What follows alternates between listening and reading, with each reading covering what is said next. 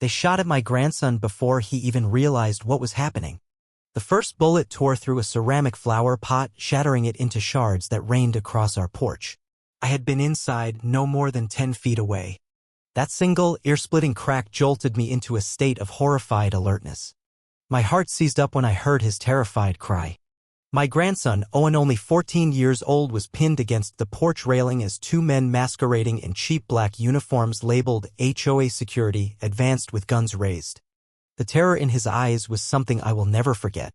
We'd had warnings that suspicious individuals were lurking around the neighborhood, but I never imagined they'd show up so brazenly in broad daylight.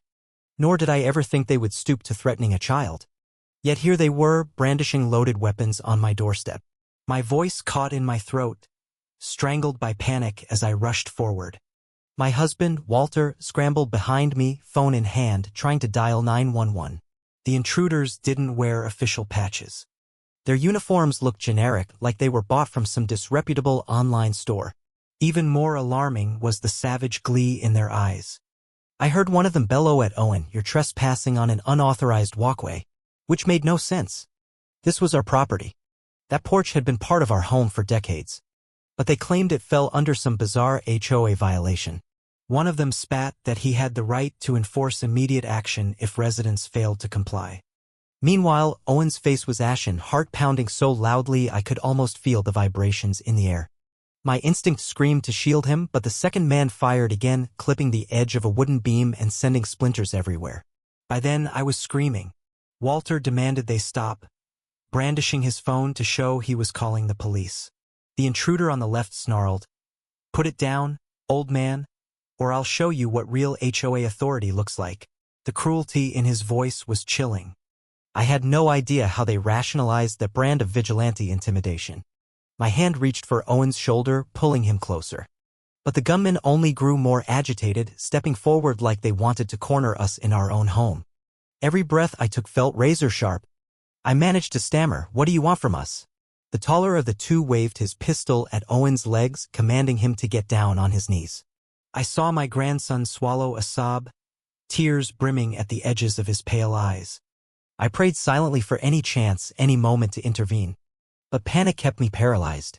Then, without warning, a third voice sliced through the chaos. "Get away from that boy, or you're both done." My brother, Clark, had arrived in silence, stepping around the side of the house with the stealth that came from his years as a Navy SEAL. In that split second, my insides flooded with relief. Clark had moved back to town only a few months prior, needing a calmer environment after his many deployments. Little did we know that calm would be shattered so violently. He stood there, weapon at the regen old but well-maintained Sig Sauer P226 that once served him in the field. His posture was unwavering, eyes cold as steel, voice resonating with lethal resolve. The intruders whipped around, clearly startled. The muzzle of one man's gun wavered uncertainly. I saw the flicker of doubt in his expression. Clark didn't give them time to recover. Before they could pivot or aim accurately, he fired two precise shots. One tore into the ground near their feet, and the other whizzed so close to the taller man's shoulder that he dropped sideways with a yelp. The second man, the one who had barked threats at Owen, recoiled in shock, losing his grip momentarily. Clark advanced, jaw set. "Throw your weapons down," he commanded in a deadly calm tone. That voice used to terrify recruits in SEAL training. Now it saved my grandson from potential tragedy. The men hesitated, exchanging desperate glances. Clark didn't waver. "Last warning," he growled. "Drop them now." The echo of his shots still reverberated, leaving no doubt about his skill. Both intruders realized they were outmatched. Slowly, they lowered their firearms to the porch, hands trembling. Walter, still shaking, found his voice and updated the 911 operator, gasping out that shots had been fired and the assailants were disarmed. Owen stumbled forward, tears staining his cheeks. I caught him in a hug, the breath in my lungs spasming in relief. Clark stepped closer to the two men, keeping his pistol trained on them with unwavering precision.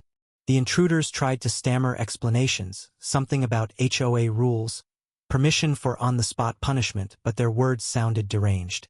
That was the moment I realized they had to be imposters. No Real Homeowners Association had protocols involving open gunfire. They reeked of a con, something twisted and opportunistic, targeting neighborhoods with intimidation. Before I could speak, Clark's voice cut through the thick air. "Kneel. Both of you. Fingers laced behind your heads." He flicked a glance at me, quietly nodding to check if Owen was okay. I gave him a shaky nod back, clinging to my grandson while Walter hovered protectively. Police sirens approached fast, but to me it felt like time stood still. I glanced down, seeing fresh bullet holes peppered across our porch, shredded shards of wood, the broken flower pot. My heart thundered with both rage and gratitude. These men shot at my grandson. That horrifying truth sank in, and I felt a surge of anger that made me want to scream at them, demand an explanation.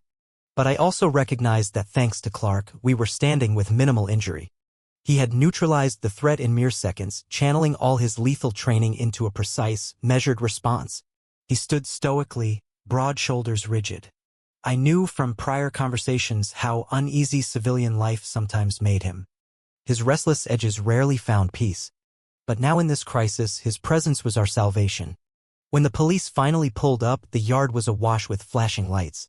Officers poured out with weapons raised, shouting for everyone to freeze.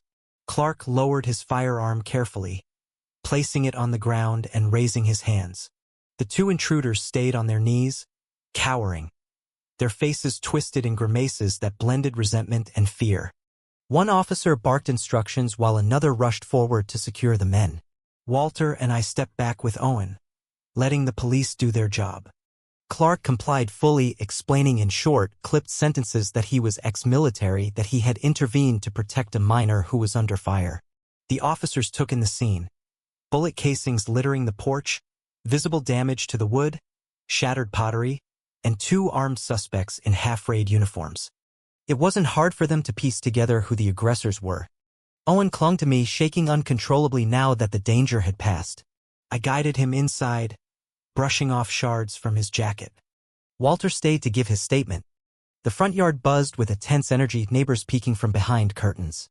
Some even stepped out trying to glean what had happened. The police parted them, taking control of the scene. Clark, ever calm, waited stoically as an officer patted him down, verifying that he was indeed carrying a legal sidearm. He produced his ID quietly, confirming his honorable discharge from the Navy. My mind flashed back to the day he returned from his final deployment, battered by nightmares but still fiercely protective. On that day, I never guessed his skills would be tested here in our peaceful neighborhood. Inside the house, Owen sank onto the couch, covering his face with his hands. I knelt next to him, heart aching. "You're safe now, sweetheart," I whispered, gently rubbing his back.